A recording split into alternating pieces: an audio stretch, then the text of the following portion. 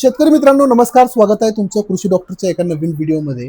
आपण पाठीमागच्या दिवसामध्ये एक व्हिडिओ बनवला होता. त्याच्यामध्ये मी सांगितलं होतं की 2026चा मान्सून कसा असेल. शॉर्ट व्हिडिओ होता, मला जास्त बोलता आलं नाही आणि जास्त माहिती देखील देता आली नाही. म्हणून बऱ्याच शेतकऱ्यांच्या मनामध्ये अजून देखील संभ्रम आहेत की नेमका 2026 मध्ये पाऊस किती असेल, म्हणजे जूनमध्ये किती पडेल, जुलैमध्ये किती पडेल, ऑगस्टमध्ये किती पडेल आणि सप्टेंबरमध्ये पाऊस किती पडेल. बघा, या ठिकाणी मी एक रिपोर्ट बनवलेला आहे, मान्सून 2026 पावसाचे आकडे आणि सविस्तर अंदाज. त्याच्यामध्ये तुम्हाला दिसेल, हा जो रिपोर्ट आहे पूर्ण स्कायमेटचा आहे बरं का, म्हणजे तुम्हाला पहिल्यांदाच क्लिअर करतो. 2026चा पावसाळा संमिश्र स्वरूपाचा असणार आहे. म्हणजे जूनमध्ये तुम्हाला जरी चांगला दिसत असला तरी देखील तो पुढे जाऊन पाऊस जुलै, ऑगस्ट, सप्टेंबरमध्ये आपल्याला कमी होताना दिसून येतो. आता हा चार्ट काय सांगतो, तर दोन कॅन्डलवरती आपल्याला लक्ष द्यायचं. एक हिरवी कॅन्डल, एक लाल कॅन्डल. हिरवी कॅन्डल आपल्याला सांगते की पाऊस जास्त पडेल याची शक्यता आहे आणि पाऊस कमी पडेल याची शक्यता म्हणजे लाल आहे. म्हणजे ह्या दोन कॅन्डल तुम्ही आता लक्षात ठेवा. जूनमध्ये आपल्याला दिसतो की 101% पाऊस, म्हणजे कॅन्डल मोठी आहे. जुलैमध्ये तीच हिरवी कॅन्डल कमी होते, म्हणजे 95% पाऊस. ऑगस्टमध्ये 92% आणि सप्टेंबरमध्ये 89%. खूप कमी नाही, परंतु कॅन्डल कमी होताना दिसते.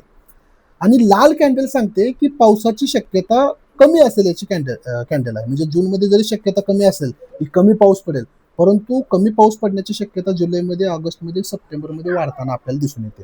आता हाच रिपोर्ट थोडासा मंथ वाईज तुम्हाला जर समजवायचं झालं, तर या ठिकाणी पुन्हा तुम्ही जूनमध्ये बघू शकता.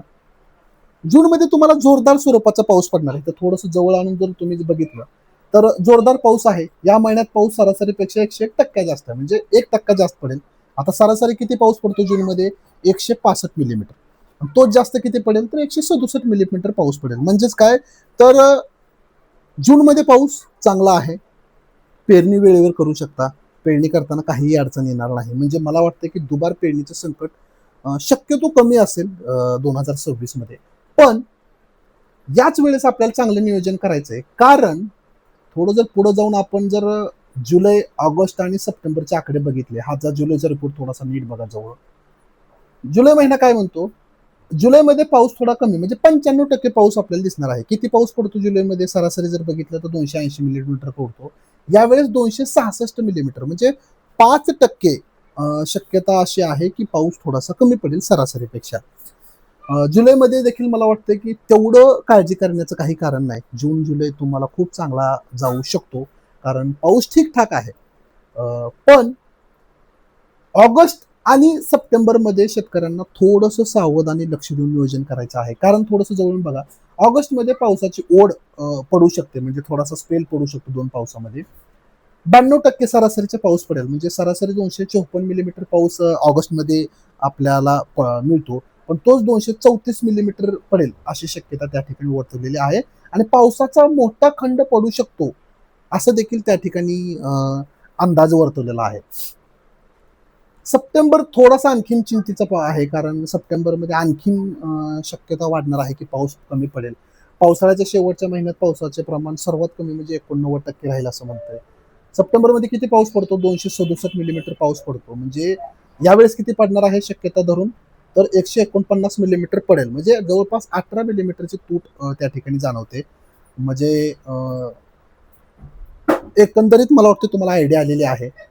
माझा वैयक्तिक सल्ला असा राहील की जून, जुलैमध्ये थोडंसं नियोजन तुमच्या सपोर्टिव्ह आहे. पण ऑगस्ट आणि सप्टेंबरमध्ये थोडंसं जे जून, जुलैमध्ये मान्सून तुम्हाला मिळतोय, पाणी मिळते, त्याचं संवर्धन करणं गरजेचं आहे.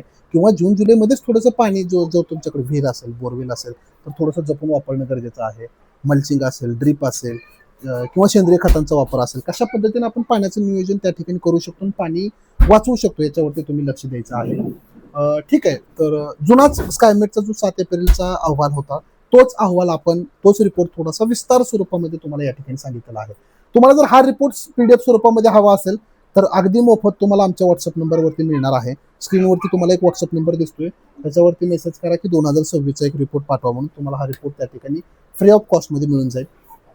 आणि 2026 मध्ये तुम्हाला पीक नियोजन करताना काहीही अडचण आली, तर बिंदास तुम्ही आमच्या स्क्रीनवर दिलेल्या व्हॉट्सअप नंबरवरती मेसेज करू शकता. आपल्याकडे वेगवेगळ्या पिकांचे शेड्यूल आहेत, ते देखील शेड्यूल नक्की तुम्ही घेऊ शकता. त्याच्यातून देखील तुम्हाला पीक नियोजन करताना खूप चांगलं फायदा होईल. तर मित्रांनो, ठीक आहे, पुढचा ज्यावेळेस हवामानाचा सल्ला येईल, त्याचा देखील आपण असाच डिटेल स्टडी करून तुमच्या समोर आणणार आहे की किती नेमका पाऊस राहील. माझं अजून एक आव्हान आहे, विनाकारण वेगवेगळ्या भूलथापांना बळी पडू नका. IMD आहे म्हणजे इंडियन मेट्रोलॉजिकल डिपार्टमेंट जे आहे, नाहीतर स्कायमेट सारखी एक खाजगी संस्था आहे. ह्या नामांकित संस्थेचाच रिपोर्ट तुम्ही व्हॅलिड समजावा. इतर जी भाकीत करणारी बरीच लोक आहेत त्याच्यावरती विश्वास ठेवू नये आणि चुकीचं नियोजन करू नये. कारण मार्केटमध्ये अशा अफवा पसरवणारे लोक बरेच आहेत आणि त्याच्यामधून एक आपण मोठ्या लेवलवरती म्हणतो ना, की दिशाभूल केली जाते शेतकऱ्यांची. तसं करू नका. तुमच्याकडे व्हॅलिड काही रिसोर्स असतील, तर तुम्ही स्वतः अभ्यासा आणि त्याच्यामधले जे काही बारकावे आहेत ते समजून मग तुम्ही शेतकऱ्यांपर्यंत नक्की पोहोचवा. चला तर तुम्हाला 2026 मध्ये हवामान अंदाजाबद्दल काहीही शंका असल्यास कृषी डॉक्टरला फॉलो करा. आमच्या WhatsApp नंबरला संपर्क करा. धन्यवाद.